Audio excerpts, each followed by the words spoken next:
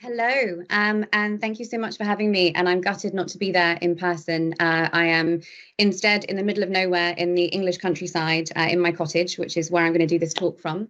And I'm going to share my screen. So hopefully you're going to be able to all see it in just a second. I want to talk to you today about something that I've been watching over the last couple of years. And I spend most of my time living in the future. So I have been looking at innovation and emerging technologies for many, many years in my career in the ad industry. And before I started Bodacious, I was global head of strategy for the film director Ridley Scott. And my remit there was, where is the puck going? What is the future of entertainment? What is the future of fandoms? All of these emerging technologies such as artificial intelligence, gaming engines, etc. What about immersive gaming worlds? And I fell in love with it and I got really excited and I fell down lots of different rabbit holes and I decided to then make that my business. And so I've been following these trends over the last couple of years and I've written a lot about fandom. I wrote recently about the rise of community in fandom and what that meant as well. And where I'm kind of getting to now is this new thesis that I'm calling the multiplayer brand in terms of where I think we're going next. And I'm going to take you through that today and hopefully you get just as excited about it as I am. So when we think about how things are progressing at the moment on the internet, I always tend to look at where we're at with UGC, so user-generated content. So when we had the kind of first iteration of the internet, we had UGC phase 1, and that was the advent of text. We had blogging, we had forums, we had fan fiction, we had weird little Dungeons and Dragons game rooms that people used to hang out in. And that gave us the birth of lots of new kind of text-based publications. It meant that we had a new pedestal for voices and ideas that potentially we hadn't had previously because of traditional media. We got lots of new information sources, and we also got a way to find those information sources with the advent of Google. Then we entered UGC phase 2, and we've been in UGC phase 2 for the last kind of 20 years or so. And this was around the arrival of imagery and video.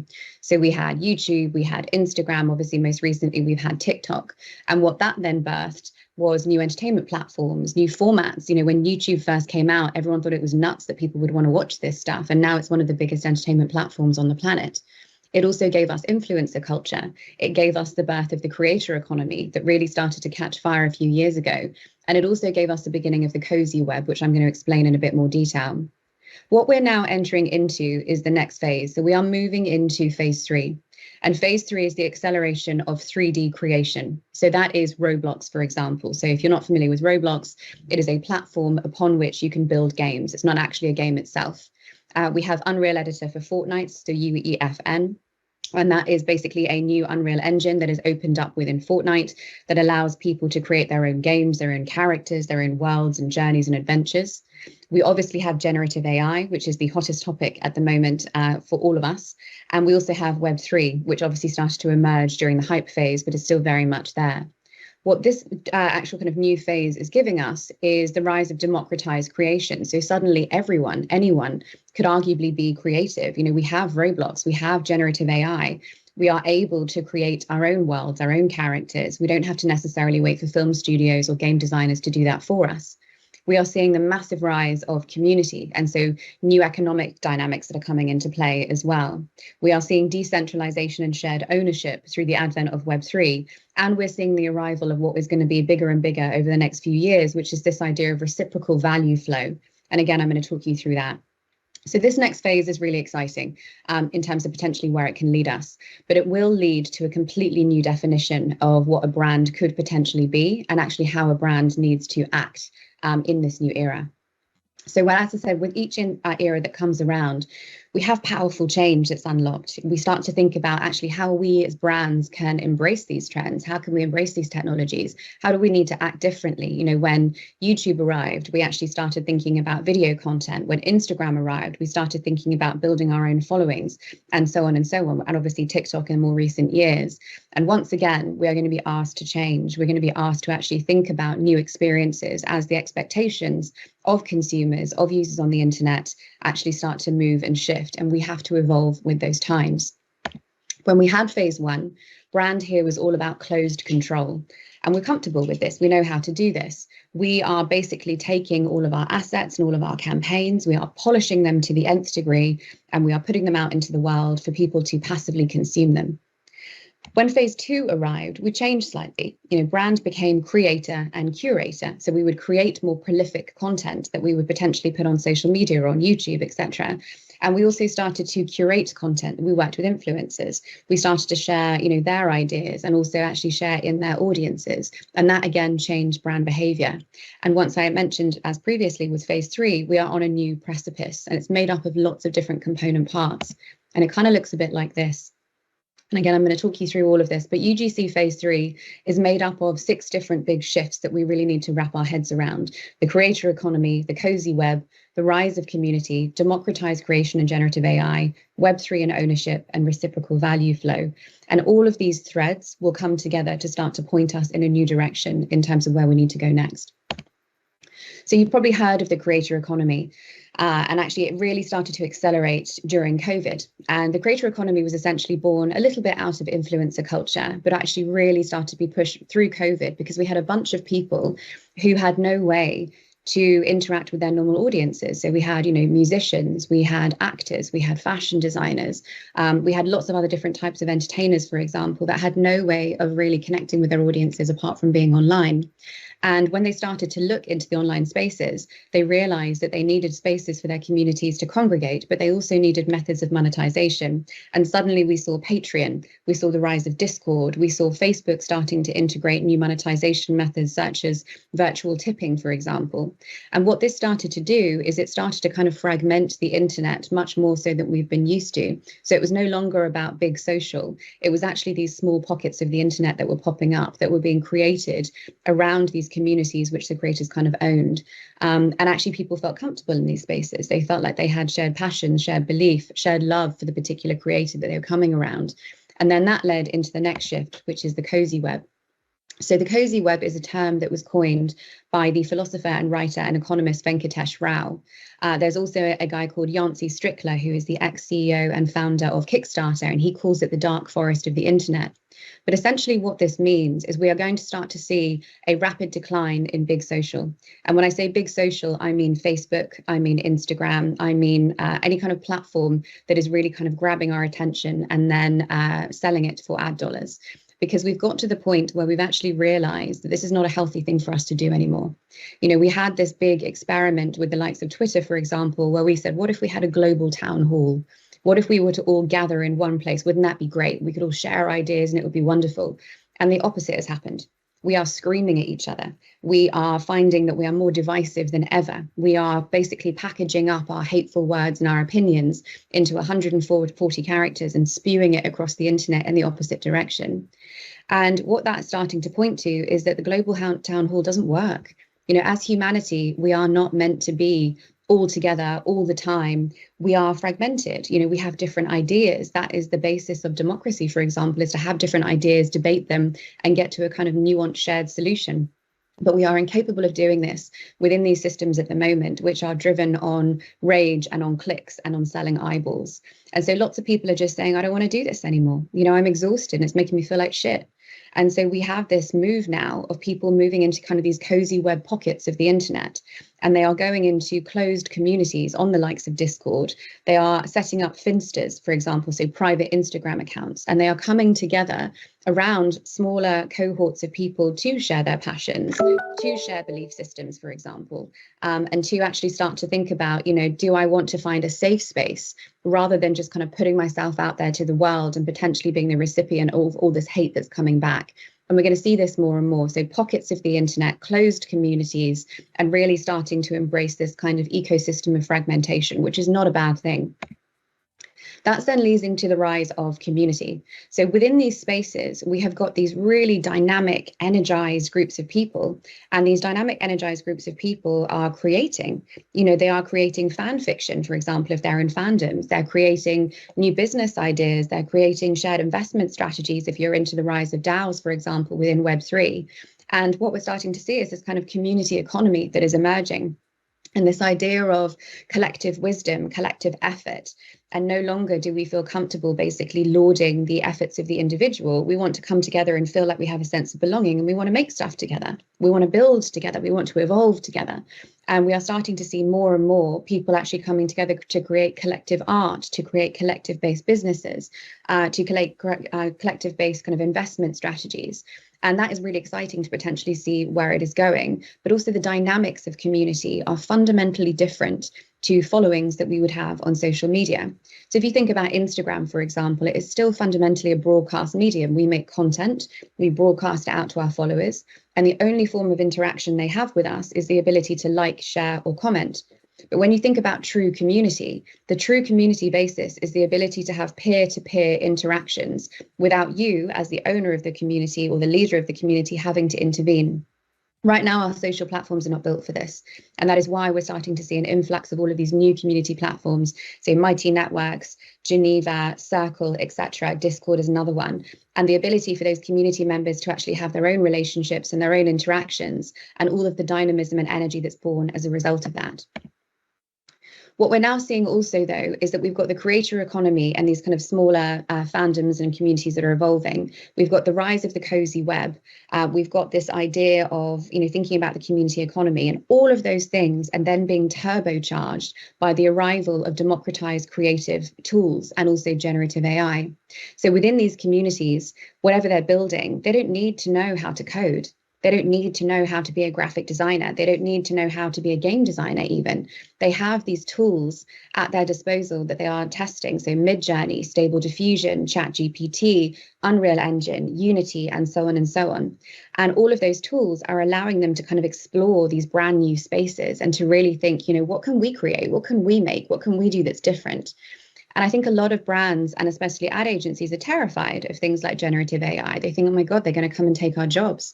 What are we going to do if actually everyone can create what we can create? How are we special? And I still think we need to be the tastemakers and the people who are driving the direction, giving them the initial view and the initial thought in the ownable world of the brands. But we also need to be open to the idea that actually these guys might want to play around within the worlds that we're creating. I want to play you a quick video now just to show you actually what's already happening out there. So you might be familiar with Nike and the collaboration that they did with the designer Tom Sachs to create a bunch of new sneakers. One particular creator who is out there in the ether was inspired by this, and he thought, well, I'm going to make my own version of the Nike and Tom Sachs sneakers because I think I can push the design a little bit further. And also when I want to showcase my designs that I've created using Stable Diffusion and Midjourney, I want to put a track next to it. But there isn't really a track that exists that I think is right for the work that I've created. So I'm going to generate one fully using AI, and I'm going to do it in the style of Eminem.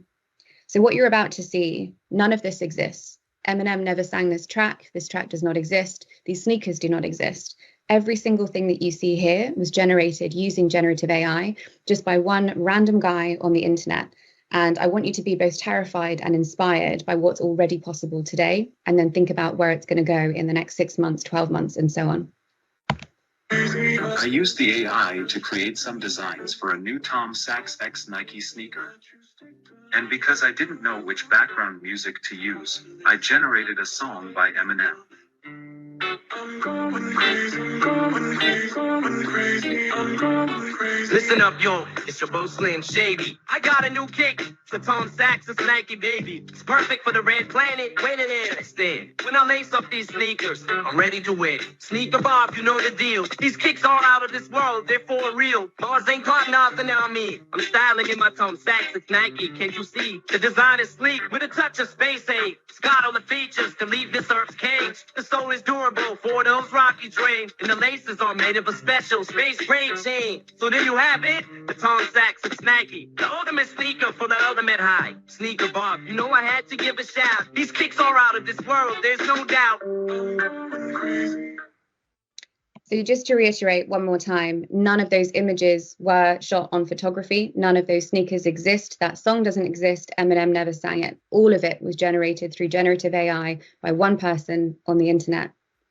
That then also brings us to this next stage here. If people are creating stuff like this, if they are actually spending their time and energy putting new designs out there, reimagining what our existing brands could be or where they could go, or new product ideas, should they not be compensated for that in some way? Because arguably they're helping us to raise awareness of our brands, to grow the excitement around our brands. And that is basically being underpinned by Web3 and ownership. So obviously we've all heard about NFTs and Bored Apes and basically, JPEGs of mushrooms that are going for, $1 million, and all of that stuff was basically the result of a bunch of bored people at home during COVID with a bit too much money to spend because they hadn't been out in a while, and they turned NFTs into this kind of dopamine casino. But the real rails and foundations of Web3 and of blockchain are going to become ever important, especially when we're starting to think about the rise of AI and the need to prove provenance, but also more and more people starting to contribute to the worlds that we're creating in our brand and their ability to actually be compensated for their efforts. And so that's going to start to play into this as well. And where that then leads us in terms of what this new era of UGC is going to look like and actually the impact it's going to have on brands is this idea of reciprocal value flow. And we're really shit at this, let's be honest, as agencies, as brands, we basically make a bunch of stuff and we put it out there and we expect people to passively consume whatever it is that we deign to show them. But we don't talk about reciprocal value flow. We don't talk about mutual value creation. We don't see them as fans or as customers or as users as a really integral part of what it is that we're building. We don't invite their feedback. We might say that we listen to our customers, but we've actually read one Instagram comment and that's about it. That's as far as we've gone. And this new world is basically saying there is going to be push and pull, and we need to try and find a way to actually work with our customers, work with our users, work with our fans to co-navigate potentially where our brands are going to go in the near future. And so from my perspective, where we're entering now with this new level of UGC and the abilities that people have with these technologies is that the days of passive consumerism are gone. People are not going to be willing to sit there and just consume whatever it is that you want to consume. We are talking about active participation in the brands. They want to actually shape their products and services and mold their narratives and co-create new offerings. I'm doing a study at the moment on Gen Alpha, so basically children under the age of 13 with the Walton Family Foundation who own Walmart, and they're the biggest philanthropic spenders on education in the US. And they came to me and said, where is the future of education going? And I said, I think it's about creation and gaming. And so I've spent the last 4 months talking to Roblox, talking to Minecraft, talking to Lego about this new space. And what we're finding more and more is that the act of creation is play for these kids. So they want to build Minecraft games with blocks. They want to build new games in Roblox. They are not interested in necessarily playing a game where the narrative and the world and the characters and the gameplay has been constructed by someone else. They are having fun, you actually doing the creation.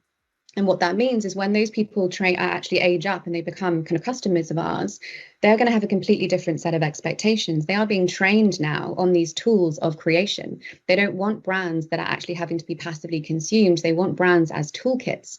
And they also want that reciprocal value creation. They want to know that they're going to be heard, that they can shape, that they can co-navigate.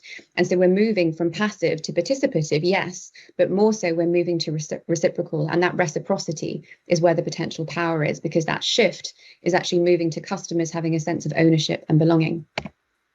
There's a great article talking about this, but specifically when it comes to music. And I love this quote, which I wanted to share, which is, we are staring down remix culture, raised to the nth degree and powered by AI, when the original and the derivatives blend to such an extent that they're going to be indistinguishable. And what that means in a nutshell is that we are shifting from product and brand as fixed state to product and brand as flow state, something that is iterative and ever moving and dynamic. And so what that means in terms of UGC phase 3 for brands is that we're moving to becoming collaborators and also emergent ecosystems. So we are collaborating with our customers, with our fans, and we're actually allowing them to help us figure out what are the new frontiers of the ecosystem for this particular brand and business. Where is it going to go next? And I articulate this as the future of the multiplayer brand. So actually one where people are all in and they are helping and they're navigating. But I also wanted to make sure that I was defining this a little bit more, just to kind of bring it to life for you. So when I think about multiplayer brand, I think about this as a definition, a brand with a definitive but iterative blueprint.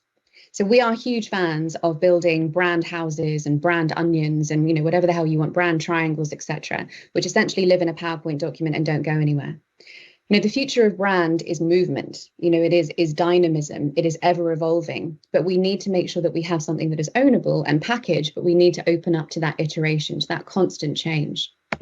It's a brand that has closed parameters coupled with open components. So it's not necessarily saying we're just going to throw it out to the world and see what happens and it's going to be chaos.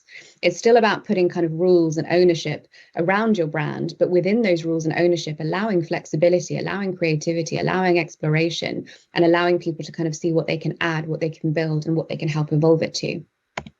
And it's about encouraging the collaborative exploration of new possibilities. So actually, could we listen to fans, for example, or customers, and could we open up new revenue streams, new category ideas, new creative ideas for IP, for entertainment, for example, new product directions, and so on.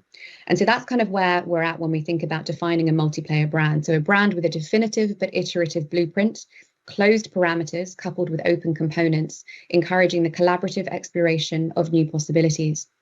And this isn't just theory. This is something that's already happening. There are brands already starting to push into this space. And I'm going to share a few examples of that with you as well, just so you can start to see where this is heading. The first is Nike.Swoosh.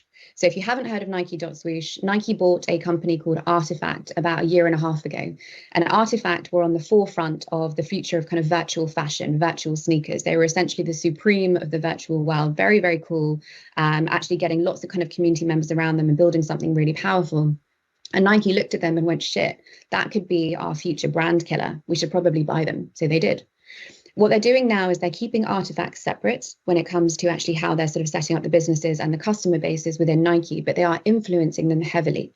And from one of those influences was born Nike.Swoosh. And Nike.Swoosh is basically a lab for virtual product creation, but it's so much more than that because they are inviting the community in to co-create with them. Their very first project was called Air Force Ones, so basically a play on Air Force Ones. And what Nike did was they built a closed beta community of creators, and they released the 3D files for the Air Force Ones. And they said, here are the 3D files, here's the template. You guys go and create whatever you want. You know, you can actually make ones that are gravity defying, for example, that float on air. You can create, you know, Air Force Ones that have got flames coming out the back. You can create something that's like leopard print and neon and glowing. And then they all shared where they had got to. But the best part of this is at the moment, they are also turning it into a shared community economy. And as I said previously, that idea of reciprocal value flow is really baked into what they're doing. So for example, I could have my own URL within Nike.Swoosh. So it could be Nike.Swoosh/Zoe. And within that URL, I can showcase all of my virtual sneaker designs and I can sell them to other people. And I keep 100% of the cash that I make selling my virtual sneakers to other people within the network. And that is something that Nike are only just starting to experiment with. So this has been out probably for about 6 months now in terms of Air Force Ones, 100% worth going and having a look at and actually seeing where it's going. And again, you might think, well, what the hell am I going to do with a pair of virtual sneakers? Like, how is there any value in this? Nike have just brokered a deal with EA Sports. And what you're going to be able to do, and this is just one of first of many deals that are due to come, is you will be able to actually wear your virtual sneakers in all of the EA Sports games moving forward. And so that starts to actually think about, you know, connected ecosystems. So Nike.Swoosh connected with EA. Recently, for example, they did a game called Airphoria, which was built in Fortnite. So it was a whole world built in Fortnite all around the Nike Air Max. And if you managed to complete the game, you got a token which you could then actually hold in your Nike.Swoosh wallet. So they're thinking about all of these different connection points and thinking, how can we grow this community? How can we give them power? And also, how can we give them incentive and the economic stickiness to actually stay with us and hang out with our brand and spend their energy with our brand? The next is music artist Grimes and what she's creating with Elf.Tech. So Grimes is a very forward-thinking artist, as you probably are aware, and she has decided that the future of music is AI, and she should just throw herself into this with abandon. So she's created Elf.Tech, and what Elf.Tech is she has basically allowed an AI to replicate her voice. And so any fan can go to Elf.Tech and they can download the AI and they can basically create music using her voice. And what Grimes is saying is, you go for your life, you create whatever music you want. And then actually, you know, if you are going to make money out of this, if you're going to share it on Spotify, or if you're going to use it in a video or something like that, or you're going to put it in a game, I just want 50% of the proceeds. So she's essentially turned herself into an AI API and allowing people to play around with her voice, with her beats, all of that stuff, and saying she is open to being remixed, and she's open to actually saying, I'll set the tone overall, but then the rest of you can actually figure out wherever you want to take this. And we're going to see more and more of this coming in the music industry in the very near future. Speaking of which, Google are already investing in this space. So Google have done two things that are really interesting recently. So you may have seen, for example, the viral kind of Drake and Kanye tracks that went nuts on TikTok that were all actually AI generated. So they didn't exist in terms of Kanye or Drake having ever recorded them. And initially the lawyers swooped in and said, cease and desist, we don't want this stuff out there. You know, this is copyright infringement. But then Google and Universal Music started chatting and thought, is it? Or is there something in this that actually could be interesting?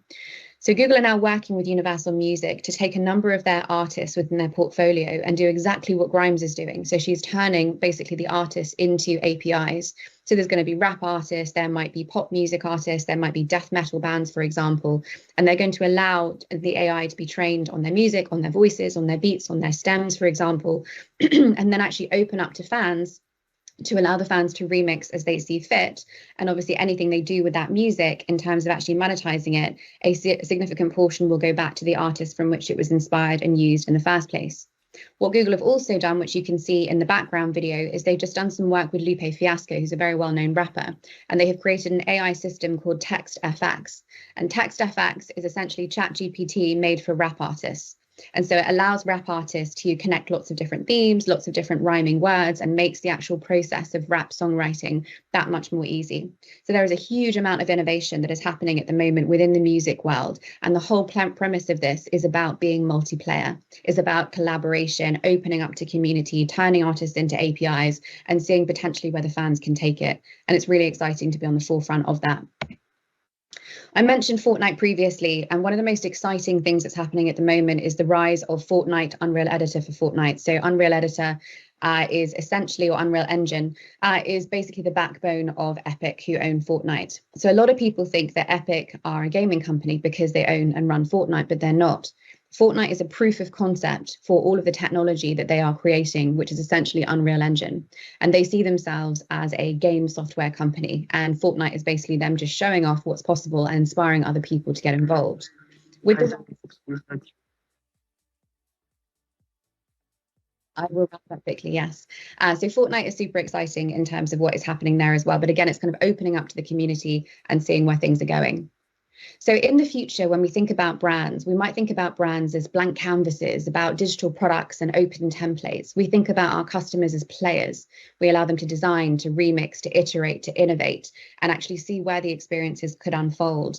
And these iterations could feed into a community-based economy. It could be a new revenue stream. It could be a spin-off springboard. The opportunities are absolutely there. You know, and when we think about this as well, it's not about ceding control and just saying, let's go for chaos. It's about call and response experiences, clear parameters, clear guidelines, but that flexibility. And a lot of the time we like to think that something is dead. So social media is dead, TV is dead. This is not a linear progression. We're not saying brand is going from closed control to create a curator to emerge an ecosystem. This is just another layer. So we're thinking about this as another layer for us to play with, to experiment with, to pilot, and to see where it's going. And it's a really exciting one to start opening your mind up to. As I said, new tools breed new behaviors. There are new dynamics emerging, and we need to be at the forefront of it. It's a new pathway to explore. It's a new experience, and there are new emerging expectations. So with that, I will wrap up and say the age of the multiplayer brand is upon us, and it's really exciting and something that I hope you all start to look into. Thank you.